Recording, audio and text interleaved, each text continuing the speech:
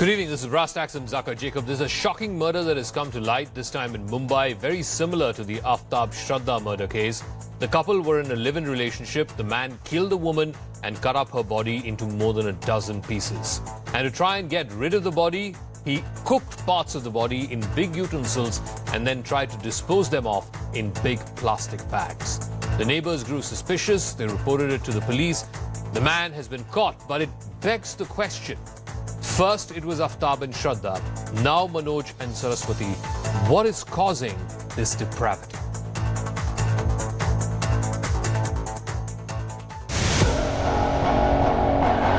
The murder of Shraddha Walker sent shockwaves across the nation. Her partner Aftab murdered and then dismembered her body, dumping her parts in a nearby forest. Now, a similar horror has emerged from the Maximum City, where a 56-year-old man has been arrested for allegedly murdering his live-in partner and chopping her body into pieces. There was a tree cutter, there was a saw cutter that was present inside the hall as well as the bedroom. There was a polythene, there was a black plastic which was put on the bed. Her hair were cut and kept there. There were parts of her leg which were being found by the cops. Investigation में ऐसा reveal हो चुका था कि एक couple था, live in relation में रह रहा था उधर. उनका आइडेंटिफिकेशन हो चुका है. अक्यूज्ड को भी अरेस्ट किया गया. जो डेड बॉडी के पीसेस मिले वो एनालिसिस के लिए हमने जेजे हॉस्पिटल में भेजे हैं. The accused, identified as Manoj Sahani, was staying with 32-year-old Saraswati Vaidya. Decomposing body parts were found in the home, and the police say the murder could have occurred 2 to 3 days back. Police have recovered 13 body parts and are trying to find where the rest were dumped. As per the FIR, the police have recovered a tree cutter that was smeared with blood and say that human flesh was kept in a bucket near the kitchen. Sources say the accused used to boil the body parts in a cooker in an attempt to hide the smell. But the neighbors raised the alarm. मैंने first time intimate किया था, मतलब मेरे को smell आई थी तो मुझे ऐसा लगा था कि हाँ कुछ इश्यूज है इधर, लेकिन मुझे लगा नॉर्मली कोई माउस उस चूहा मर गया रहेगा तो उसकी स्मेल आ रही, स्टिंग आ रही है. लेकिन 2 दिन कंटिन्यू आ रही थी. वो कैसे आ रही थी? आफ्टरनून और नाइट में आती थी, मॉर्निंग और इवनिंग में नहीं आती थी. Forensic teams are trying to unearth more evidence, but the accused has floated a theory that Saraswati committed suicide and he did not want to be blamed for her death. The police is not buying it. एक बंदा है मनोज साहनी करके और उसकी wife थी वह सरस्वती वैद्य करके. सरस्वती वैद्य की उसने हत्या की है और उसने उसका डिस्पोज ऑफ करने के लिए उसका पीसेस करने का ट्राई किया है, ऐसा प्राइमरी इन्वेस्टिगेशन में निष्पन्न हुआ है. From Shraddha Walker to Saraswati Vaidya, both women targeted by their partners, then murdered in the most barbaric fashion and butchered to hide the evidence. The big question remains, what explains this mindset? Bureau Report, CNN News 18. Before we open this up to our guests who will be joining us in a moment, I want to first go across to the chairperson of the National Commission for Women, Rekha Sharma. Thank you very much, ma'am, for speaking with us here on CNN News 18. We are seeing this again and again, whether it was Aftab and Shraddha here in Delhi, whether it is this Manoj Sahani and Saraswati Vaidya in Mumbai. We are seeing the kind of depravity in behavior, almost like these are not human beings. This is almost like animal-like behavior. Why are we seeing this extreme depravity in crimes against women of late? I think somehow morally and socially we are going down day by day, especially the thinking of men that they can get away with these kinds of murders. And when the people who have committed these kinds of crimes don't get punished, then also I think they think that they can go scot-free after committing crimes. And somehow I think how we should raise our sons, that we need to think, the families need to think that morally how we should raise our sons and how society can change the way of thinking of our boys, men. Now, in such kind of relationships where there is an abusive partner a sociopath or a psychopath, and these women are living for 3, 5, sometimes even 10 years, how could they not know? How could they not figure out that their partner is a psychopath? Jaka, yes, they do know, but there is a battered wife syndrome also. That women also get used to these kinds of behavior of their partner. And that is the syndrome. And they really need counseling from a psychologist if they are going through it, because they are used to. These men, what they do is, when they misbehave with a woman, the second time they will, they will pardon themselves, they will say sorry, and they will again shower them with gifts and love them, and they take them back. Women take them. That is called battered wife syndrome. And many of our girls, even in Shraddha's case, we have seen that she was going through tough time with that boy, but still she was living with that person. It was because of that. They don't know that they have to go to a counselor, somebody and ask help. They don't know how to walk out of that relationship when they are, beaten up, or they are harassed mentally or physically. One other thing that we've noticed, ma'am, is that oftentimes these kinds of victims of such harsh abuse, they are secluded away from their family, from their friends. They have no support system of any kind. What are the signs that one needs to pick up if somebody happens to be living in an abusive relationship, there is physical violence, and so on? What should one look out for? In every relationship, it is very, very important that a person has support system, whether from family or friends, and share their problems to the persons they are close to. But in Indian society, especially, women don't, share their problems outside a relationship. They think that they have to protect that relationship from outside world. And even if that is abusive relationship, they don't share. So first thing is, if you are feeling that somebody is abusing you, even verbally, you should walk out of this and share it with your friends. It is very important, because they will give you a suggestion, and family also need to support their children. All right. If they are supporting, these kinds of things will not happen. Earlier also I said, and many people disagreed with me, which is okay. But families need to support their children, even if they are having a live-in relationship. In that way, I think they will be able to share if they are going through any problem. Okay, Rekha Sharma, we'll leave it at that. We'll see how this story plays out. This is, of course, the latest in a series of very, very violent crimes, almost inhuman crimes, where not only is the victim, the woman in these cases, murdered, but also the body is disposed of in the most brutal of fashions. So let me go across to our guests who are joining us. Abha Singh, lawyer and activist, is on the panel this evening. Dr. Jayanti Datta is a clinical psychologist. T.R. Kakkar is former police commissioner with Delhi Police. And let's try and also see if we can get other guests in. But first, I want to go across to Abha Singh. You know, the depravity of this crime, it's not like there have not been, murders or harassment or anything that happens, between couples or between live-in partners. But to not just be able to kill your partner who you have known and lived in with for 5, 10 years, but to cut up her pieces. In this instance, try to cook them off so that people are not suspicious. In the case of Aftab and Shraddha, take them in plastic bags and try to dispose them off in a forest. The depravity of these crimes, why is that the case? Why is that the case in recent times, Abha Singh? Exactly, Zaka, it's really shocking. I mean, in this case, at least what some reports say, that he was feeding pieces of the parts of his live-in partner to dogs, because in the last 2-3 days he was feeding dogs, which he never did. So that is one issue. But if you see the NCRB figures, around 30,000 murders take place in India, which makes it to 82 murders every day.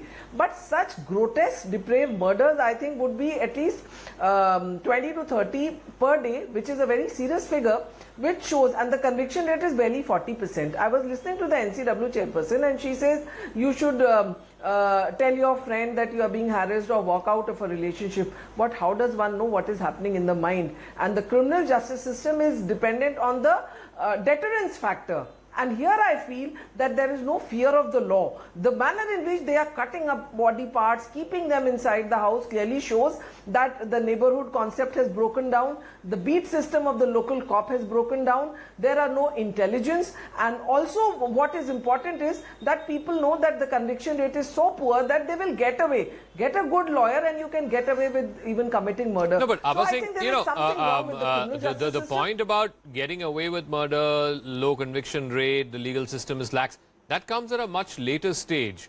What I'm curious to know is, this has been going on for 3, 5, 10 years, both in this case as well as in the Aftab Shraddha case. They were again living in for 3 years, and obviously this physical abuse was happening on a regular basis.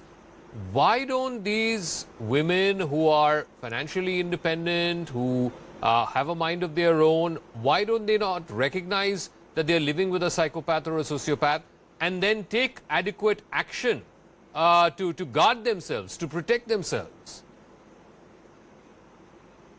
In fact, Zaka, there was a study which said that 40 to 50% of the women found it okay to be beaten by their husbands. So if with this mindset if women are living, they would not step out or they would not walk out. In fact, they would accept the beating. So that is the big issue. Why women don't step out of the house if the person is abusive? Why they don't talk to local people, or why they don't lodge a case with the police? So many times women have lodged cases but they have taken back. So that is of course the mindset, but also what is worrying is this depravity, this mindset of men that you are becoming so brutal.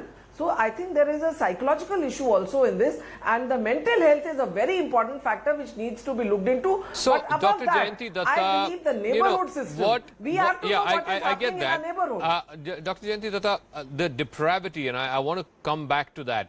Is that because people are, seeing depraved crimes, whether it is fiction or in real life, either through TV series or through books and so on, or is it that we are all living such secluded lives that sense of community is not there anymore? The fact that someone can cut up the body of somebody that was living with him for 3 or 5 or 10 years, cook it, feed it to dogs, and then claim to the police that, oh, by the way, she committed suicide, I did not kill her. I mean, that's inhuman. I don't think a human rational mind can come up with something like that. Zaka, I think you started with the psychopathic tendency of this perpetrator.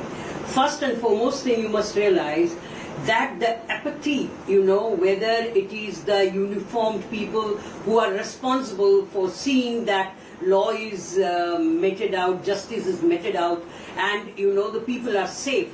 It's total apathy. Things which happened in Delhi, whether it is Shraddha, it's Sakshi, it's Nikki, all these things, Sakshi especially, people were onlookers. He smashed her face also. Still people were apprehensive. They did not intervene. Now everybody knows that you can get away with anything and everything. The basic apathy which you have in the community, in the society, I don't believe that rearing up your sons with a particular input is going to solve this kind of brutal killings. No.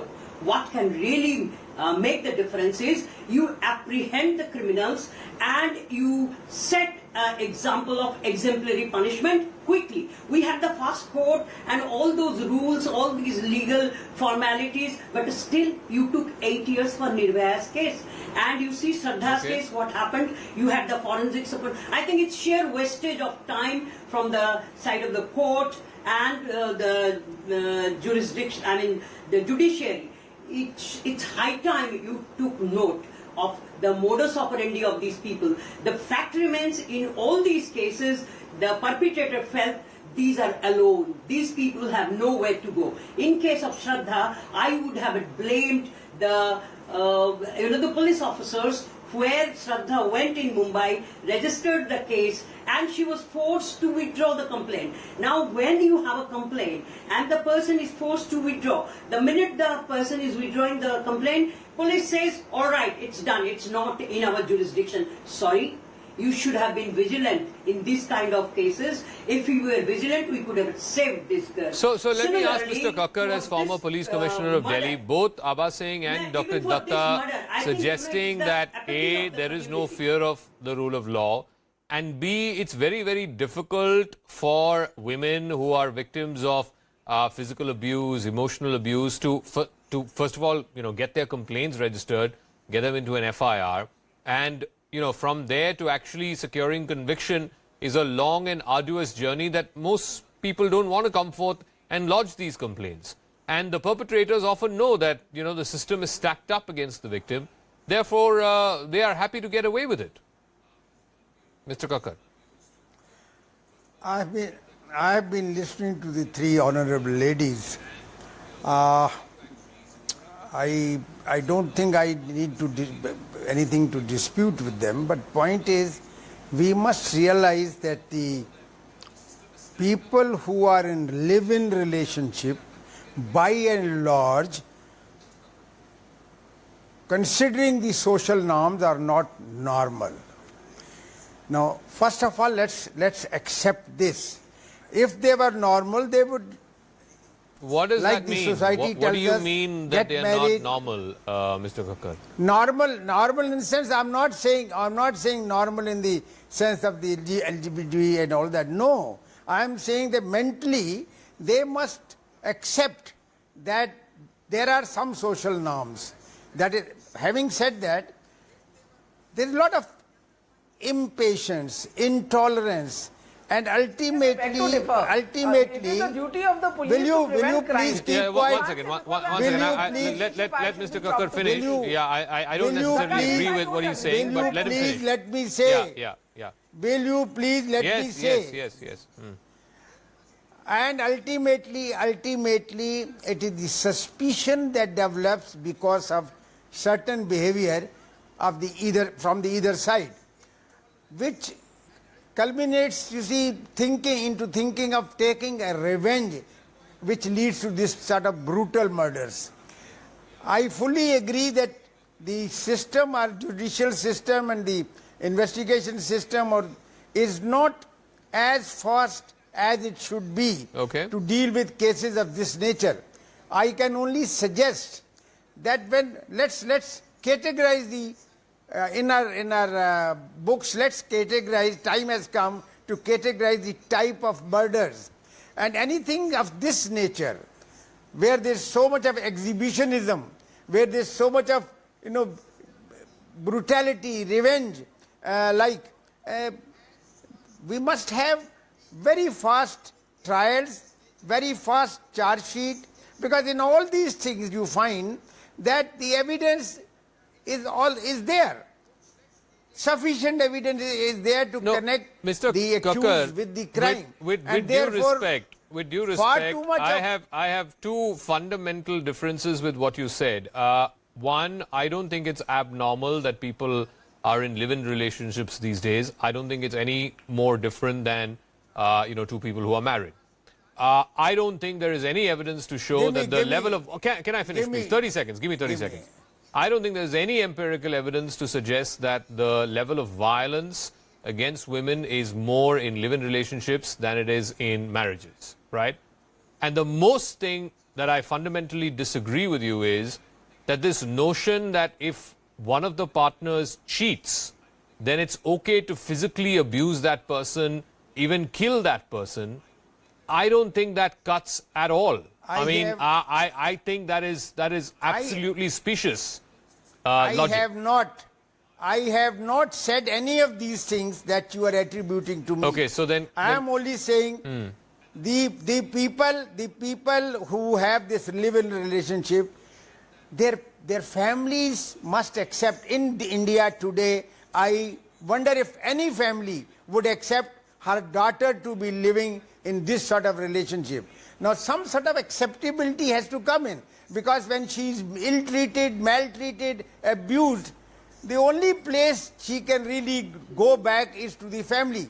But today that family is not prepared to accept, and therefore she has to perforce continue to live in that under that stress, Okay. danger. Let me ask even Karunanandi after if that is excessive abuse that and is all that. accurate.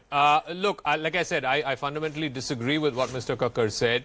But do you think he has a point when it comes to traditional Indian families, where even today marriage is the accepted norm, live-in is not, and therefore if there are women who are in a live-in relationship which is abusive in nature, they have nowhere to turn to because their families almost inevitably disown them? Thank you so much, Zaka Jacob. Mr. Kakkar, I'm extremely grateful that you were able to speak your mind so clearly, because the views you have are in fact reflected by some members, and including some senior members, you yourself were the Commissioner of Police of the police forces. Your views are against the criminal law, your views are against constitutional law, and your views are against the very dignity and freedom of the citizens of this country. Your views, sir, have resulted in a low registration of FIRs where there is a case of impugned honor.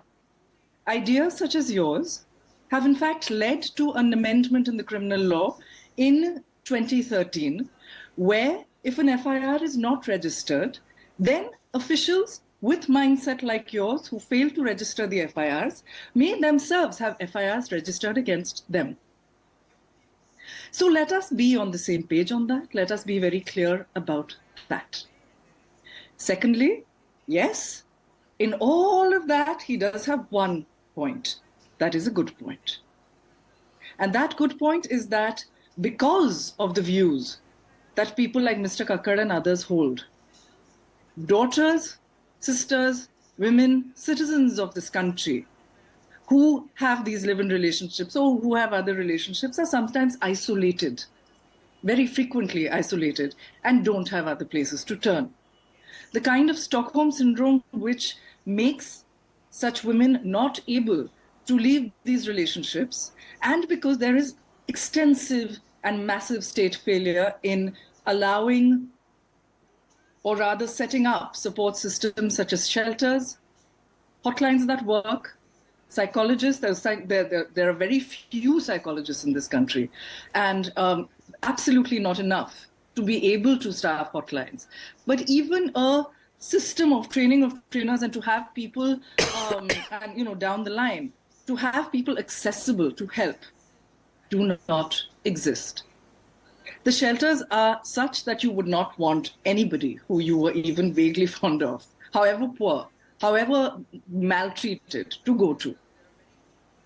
So where will these women go?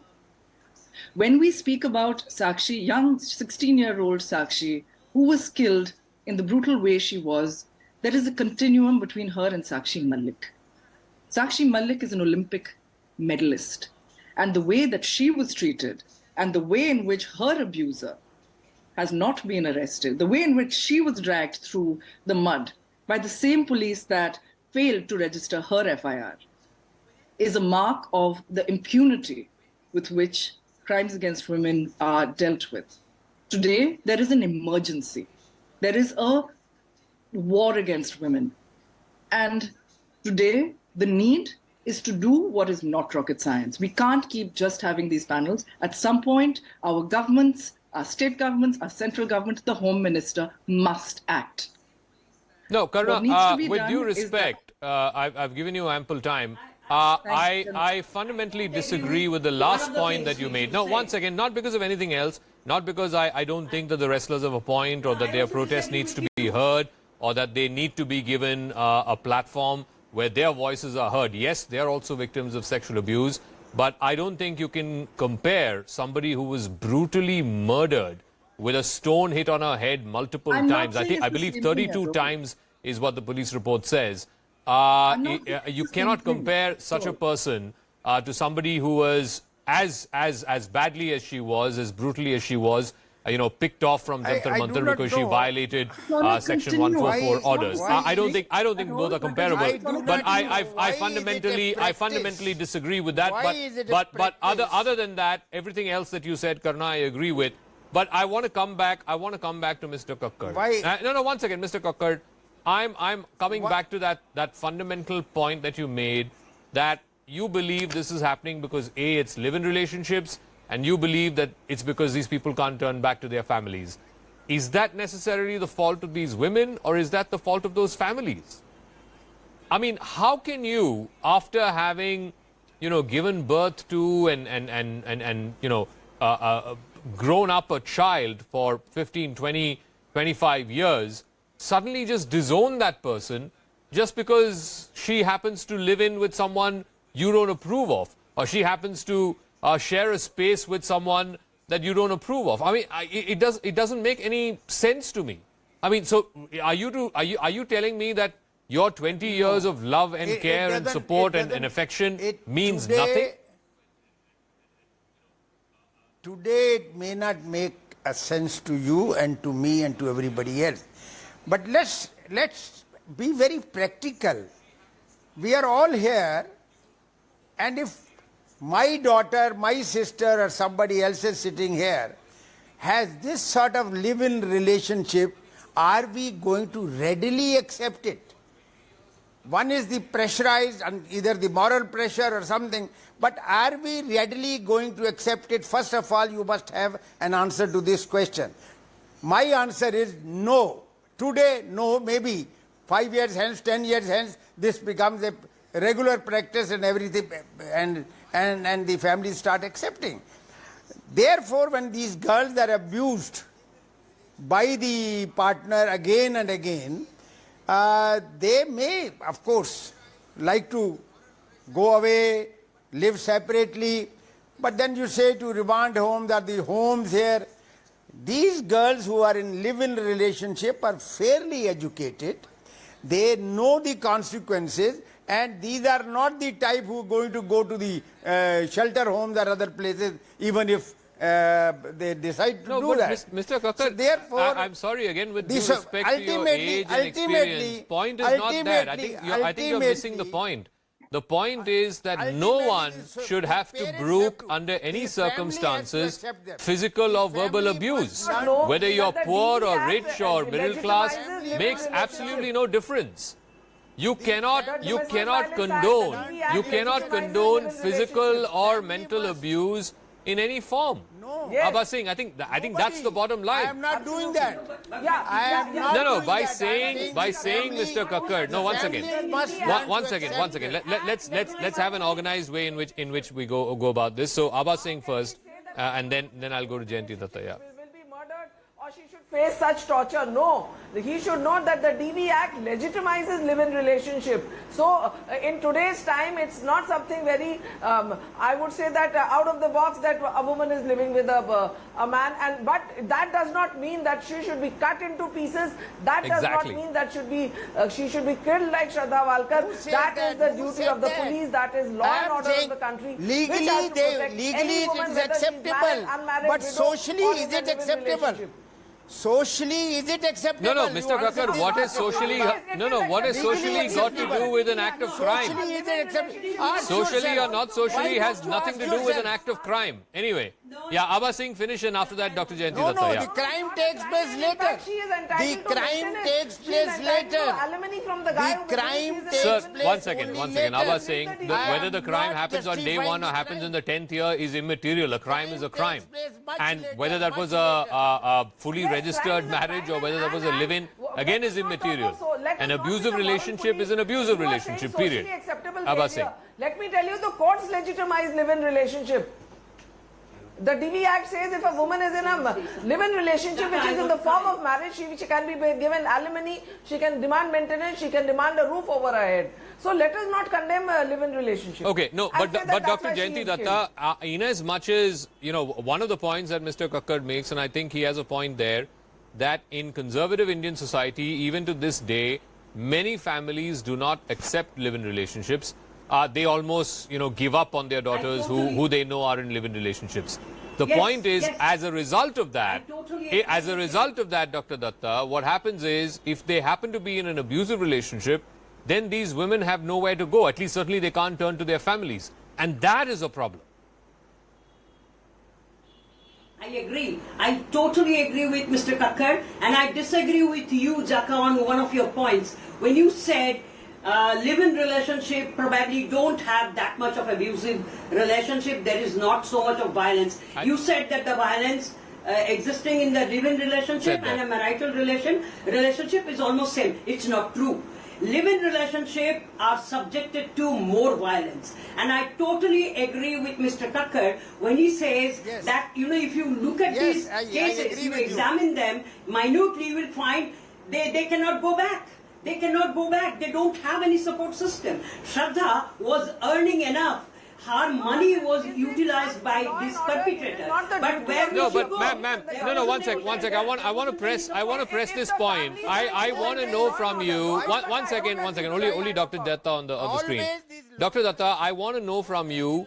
Do you have empirical evidence to show that the level of violence is far higher in a live-in relationship or in live-in relationships as compared to registered marriages? I have a postgraduate. Does she have any? No, data. I'm talking data, please. Dissertation from Delhi University. Data, please. Yes, I'm talking about data. Yeah. I'm not saying on air because, see, I do marital counseling, and every now and then they come back and they say, where to go? Shraddha tried getting out of it. She could not because there was no acceptance. The parents tried marrying her off.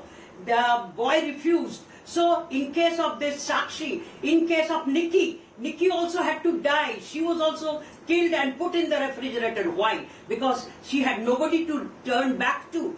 If you are in a live-in relationship, legal sanction might be there. Social sanctions are still not there. Okay. Your children will not be accepted. You are denied any kind of facility. People talk behind you. You are belittled that you are in a Okay, none of that is a license to crime, but nonetheless, Karuna, I'll give you the final word.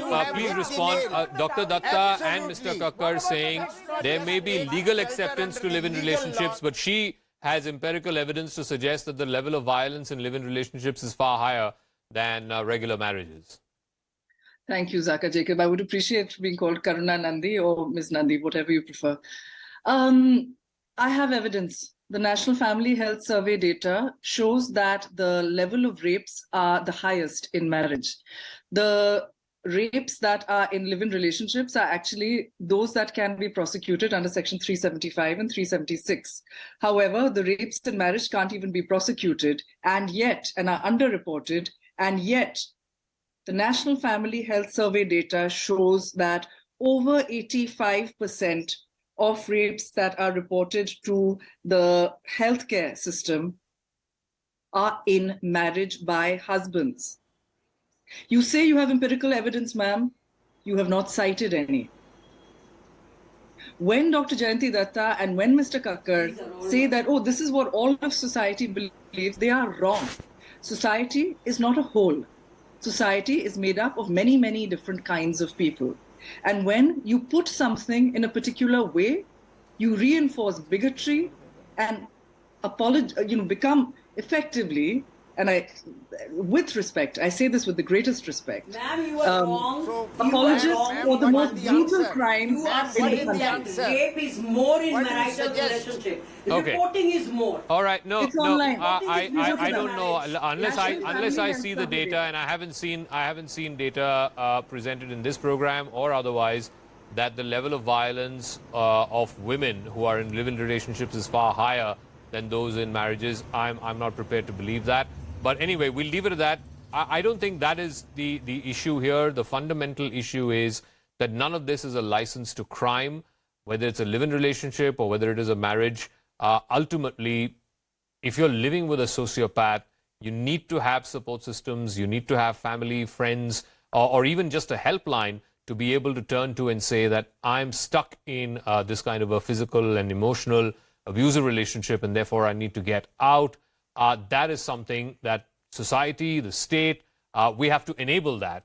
And should that enabling happen, then maybe we will see less of Shraddhas and less of Saraswatis.